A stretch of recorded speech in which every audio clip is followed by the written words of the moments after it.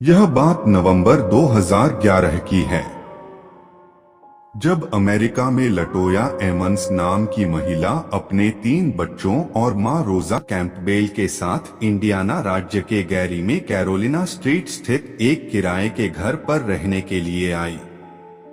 शुरुआत से ही यह घर लटोया को कुछ खास पसंद नहीं था, लेकिन परिवार की माली हालत ठीक न होने के कारण उन्होंने इसी घर में रहने का फैसला किया। लेकिन कुछ दिन बाद से ही इस घर में पैरानॉर्मल घटनाओं का सिलसिला ऐसा चला कि लटोया और उसका परिवार परेशान हो गया। दिसंबर 2011 में लटोया के परिवार का पहली घटना से सामना हुआ, जब उनके घर में एक साथ लाखों बिग ब्लैक फ्लाइज, काली बड़ी मक्खियां घुस आईं।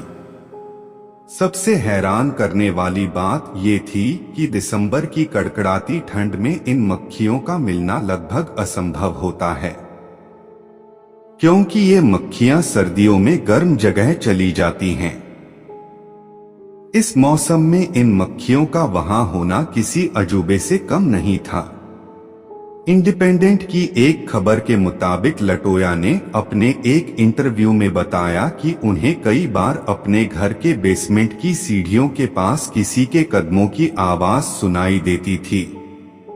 इन आवाजों से तंग आकर उन्होंने बेसमेंट तक जाने वाले रास्ते को ही बंद कर दिया था, लेकिन फिर भी उन कदमों की आवाज का आना बंद नहीं हुआ।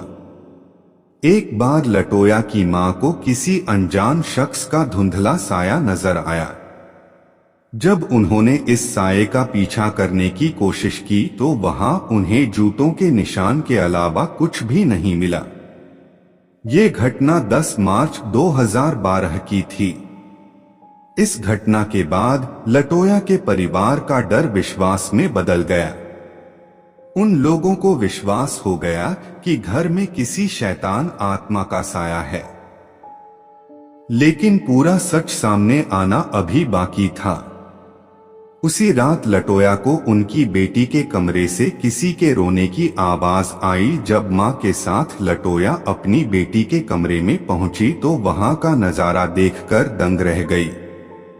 लटोया की 12 साल की बेटी बेहोशी की हालत में हवा में लटकी हुई थी। कुछ देर बाद जब बच्ची को होश आया तो उसे कुछ भी याद नहीं था। लटोया और उनके परिवार ने किसी पादरी की मदद लेने का फैसला किया। फिर पास में ही स्थित चर्च के पादरी को आपबीती सुनाई, लेकिन पादरी ने उनकी मदद करने से इनकार कर दिया, क्योंकि पादरी उस घर के इतिहास से वाकिफ था और उसकी यही डर लटोया की मदद करने से उसे रोक रहा था। हालांकि पादरी ने उन्हें ये जरूर बताया कि जिस घर में वे लोग रह रहे हैं वहां 1-2 नहीं बल्कि 200 प्रेत आत्माओं का साया है। ये सुनकर लटोया के होश उड़ गए।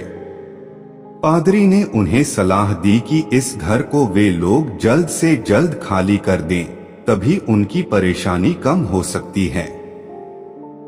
लेकिन लटोया की माली हालत ठीक न होने के कारण वह घर नहीं छोड़ सकती थी। कुछ ही दिन बाद लटोया के तीनों बच्चों, जिनकी उम्र 7, 9 और 12 थी, उनके शरीर के अंदर दुष्ट आत्माएं प्रवेश करने लगी। उनकी आवाज भारी हो चुकी थी और चेहरे पर अजीब सी शैतानी स्माइल दिखने लगी थी। उनके परिवार के लिए कुछ रातें इतनी डरावनी हो गई थीं कि वे कई बार होटल जाकर रहते। दुष्ट आत्माओं का साया इन बच्चों पर इस कदर हावी हो चुका था कि कई बार उन्हें अस्पताल में भर्ती करवाना पड़ता था। हॉस्पिटल का स्टाफ भी इन घटनाओं के बारे में जानकर दंग था। इंडी स्टार की खबर के मुताबिक लटोया का 9 साल का बेटा अचानक से अजीबोगरीब हरकतें करने लगा था।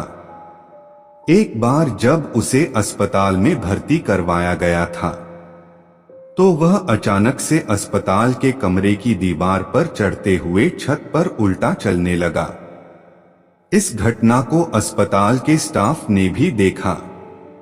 उन्होंने पुलिस को दी गवाही में भी इस बात की पुष्टि की कि उनके सामने ऐसा कुछ हुआ था। इस घटना के बाद से पुलिस, अस्पताल और चर्च ने लटोया के परिवार की मदद करने का फैसला किया। चर्च के पादरी माइकल मैगिनोट ने लटोया के घर जाकर झाड़ फूंक की क्रिया को संपन्न किया।